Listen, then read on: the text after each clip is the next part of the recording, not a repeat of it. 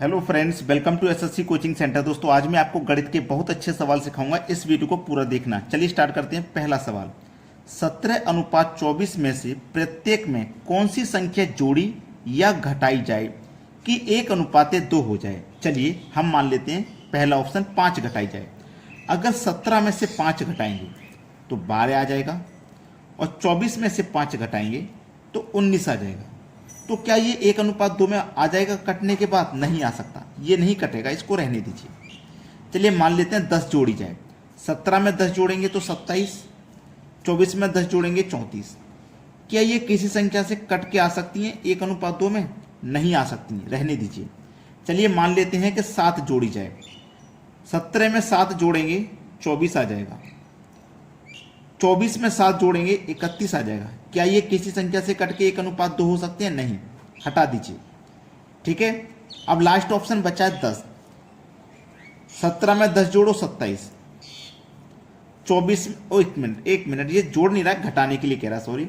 तो 17 में से 10 घटाएंगे तो 7 आ जाएगा। ठीक है, 7 लिखते हैं।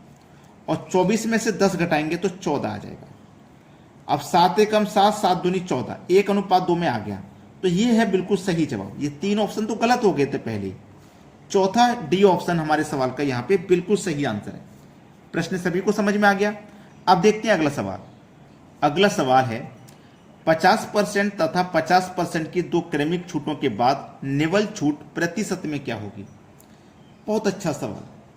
देखो, कोई चीज है, कितने रुपए की होती है अपने आप में, हम उसे कितना मानते हैं? हम मानते हैं उसे 100। अब 100 पर एक छूट मिली 50% की, परसेंट का मतलब बटे में 100।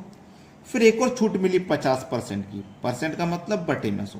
ठीक है, चलिए अब हम इसको कटाएंगे अगर, तो 100 से 100 ये सीधा कट जाएगा। कट जाएगा कि नहीं? 50 से 100 कट जाएगा 2 बार में, और 2 से 50 कट जाएगा 25 बार में। ठीक है, तो कितने की छूट हो जाएगी? एक 25 रुपए की छूट हो जाएगी। 25 रुपए की हो जाएगी छूट। अब 25 की छूट, हमने एक चीज वो कितने की मानी थी? हमने 100 की मानी थी ना। 100 की हमने चीज मानी थी, वो उस पर 25 की छूट है, तो 25 को हटा दीजिए। कितना आ गया? 100 में से 25 गया 75। तो जो दोनों छूट को मिला के एक निवल छूट जो बनेगी वो बनेगी 75 की। बी ऑप्शन सही जवाब है। अब इसी सवाल को ना मैं एक दूसरे तरीके से भी करके दिखा सकता हूं। चलिए, अगर कोई कंफ्यूज है ना तो दूसरा तरीका सीख लीजिए। दूसरा तरीका होता है a प्लस बी प्लस का AB बट्टे 100। ठीक है, a का मान पहला वाला संख्या, ये दोनों छूट है ना। a का मान 50, ये a है, और ये b, ये दोनों छूट है, तो दोनों माइनस में ही रहेंगे। माइनस माइनस क्या होता है? प्लस। a का मान 50 इंटू b का मान भी 50 बटे में 100। 2 जीरो से 2 जीरो कट गए, माइनस 50 मिलाकर के माइनस का 100, और 5 गुने 5 25 प्लस का 25। माइनस के 100 में से प्लस का 25 घटेगा तो माइनस का 75 आएगा। माइनस आने का मतलब है छूट, तो 75 की छूट हो गई। 75 की छूट यहां से निकली, 75 की यहां से निकली, पर दोनों का करने का तरीका अलग अलग है। उम्मीद करता हूं आपको दोनों ही तरीके पसंद आए होंगे। अब देखते हैं अगला सवाल। अगला सवाल है, एक वस्तु का विक्रय मूल्य 20% कम करने पर उसकी बिक्री में 80% की वृद्धि हो गई, तदनुसार उसकी कुल बिक्री वास्तव में कितनी प्रभावित हुई। अच्छा सवाल है, वही तरीके से जो मैंने दूसरा बताया था आपको, a प्लस बी प्लस का AB बट्टे 100, यही तो बताया था। ठीक है, अब याद रखना ये a है और ये b है, ये कम है और ये वृद्धि है। जब कम है तो माइनस का लेंगे, और वृद्धि है तो प्लस का लेंगे। माइनस प्लस माइनस आ जाएगा। ठीक है, a का मान 20, b का मान 80 बटे में 100 आ जाएगा। 2 जीरो से 2 जीरो कटा दो, 8 दूनी 16, माइनस प्लस। ठीक है, माइनस का 20 और प्लस का 80 को सॉल्व करो तो ये आ जाएगा 60 प्लस का। ठीक है, और ये कितना? माइनस का 16, इसमें से माइनस कर दो 16, 60 में से 16 माइनस कर दो तो 44 बचेगा प्लस का। और प्लस में आने का मतलब क्या होता है? वृद्धि होता है, और माइनस में आने का मतलब कमी। तो यहाँ पे तो 44% की वृद्धि हो जाएगी। पहला ऑप्शन हो जाएगा सवाल का सही जवाब। सभी बच्चों को समझ में आ गया है। अब देखते हैं आगे। अगला सवाल, निम्नलिखित का मान क्या होगा। अच्छा सवाल है, इसका मान पूछा है क्या होगा। वर्गमूल में 12 प्लस, वर्गमूल में 12 प्लस, वर्गमूल में 12 प्लस, अनंत तक चलता ही जा रहा है।